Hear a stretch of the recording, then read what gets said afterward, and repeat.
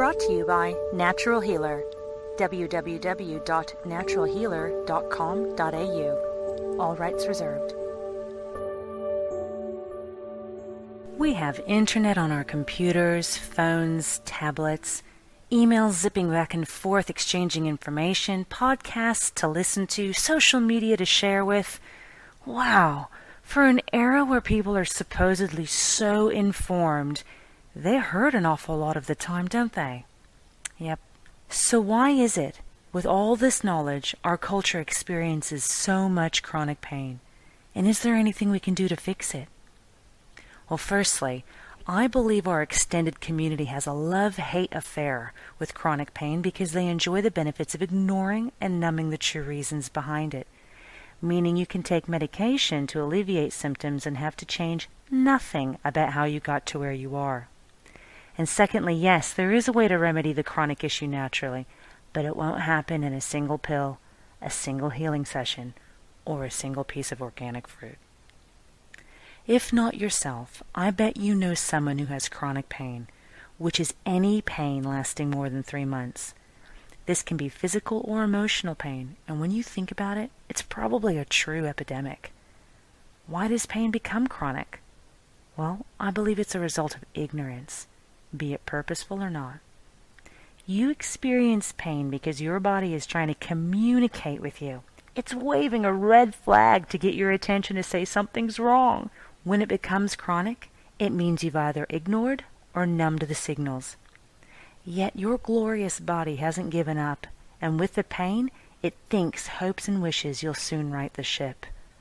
Sure, I know everyone's different and that there are varying situations which result in chronic pain. For example, there can be some misfiring in your body's wiring which may cause pain, but that's still a signal that something's wrong.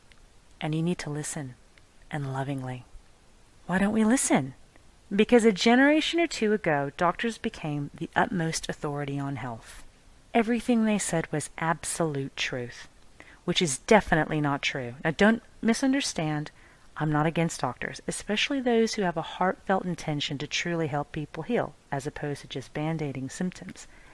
Medical practitioners are a well-educated and extremely helpful part of our society. We need them for sure. But people have become so dependent upon doctors, they've ended up losing that innate trust, confidence, and connection between their minds and bodies. They've stopped listening to their bodies in favor of a doctor's visit. I've even heard people detest their body for the pain it's putting them through. They verbally abuse their body, which is a shame, because you probably know what I think about self-talk. I don't understand why you would despise the very house which envelops your soul, because it's just trying to tell you something's wrong. What a pity. But I digress. So, really think about this. Who knows your body better than you? No one. Not even your doctor. Your doctor can't feel what you feel, can't assume to know all aspects of your life which are contributing to the issue, doesn't always have the time to delve deep into problems when they're already hours behind with appointments.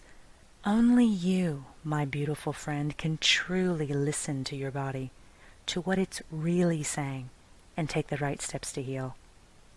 Of course, depending on how numb you've become to your own self, you might need some help to learn how to listen to your body. I mentioned in my previous blog post a book called The Secret Language of Your Body, which can do just that. Or perhaps you'll learn healing yourself or entrust a natural healer to help decipher the deeper sources of your pain. But you're here right now with me, so let's not leave this meeting without taking some positive action.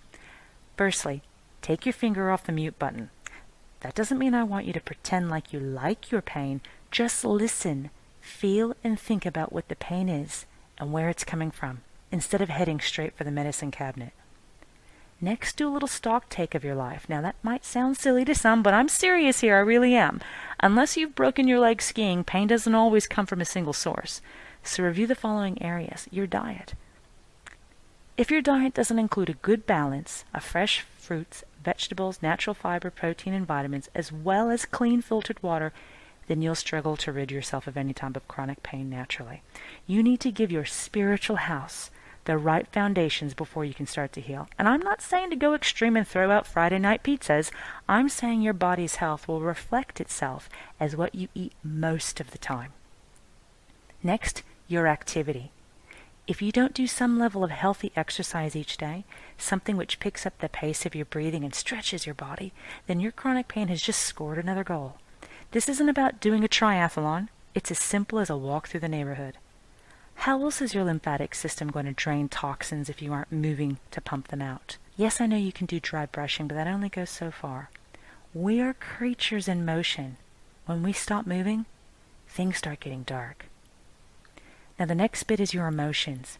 If you're stressed at work, aren't happy with your relationship, feel stuck in life, or have any other variety of emotional stress, then you're giving chronic pain fuel to burn. Of course, everybody experiences some level of negative emotion from time to time, like disappointment, upset, frustration, stress. But holding on and internalizing those emotions once felt can create and even be the total cause of disease. So let them go. Now this last bit is all about awareness and balance. Things in life don't always go perfectly. Sometimes you have lazy days. Sometimes you have your cake and eat it all too. And sometimes you just feel blah. But becoming aware, then striving for the right balance for you in all those areas I just spoke about is what your daily goal should be.